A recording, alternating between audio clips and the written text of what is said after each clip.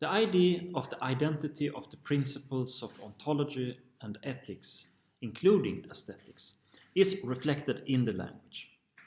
One says, for example, there is such no word, despite the very fact that the meaning of this so-called non-word is generally known. And the existence of a word must therefore be accompanied by moral approval, and a negative ethical assessment is accordingly expressed by ontological negation.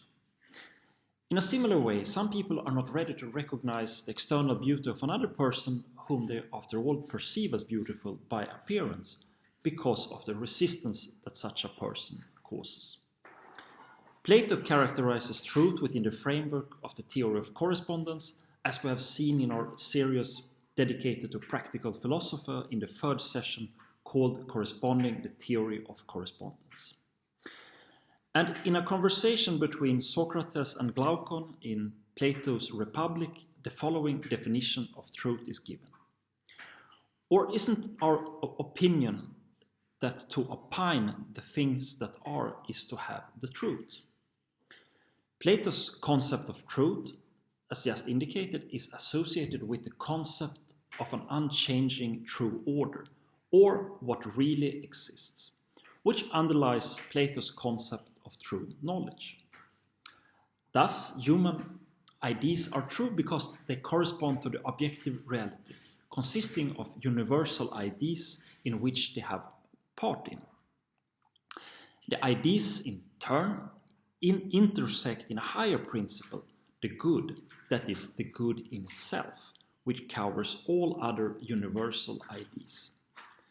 And the fundamental principle of the reality is at the same time metaphysical and ethical, and as a result of that, the subject of true knowledge is unconditionally represented as being in the pre-Heidegger sense of the word being.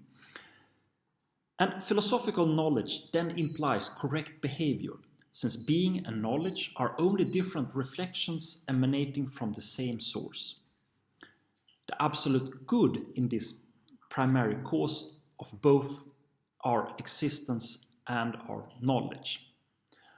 So our existence is conditioned by its presence, while it itself exists independently of us and everything else, and what we hold for true is true due to its participation in metaphysical ideas emanating from the one idea.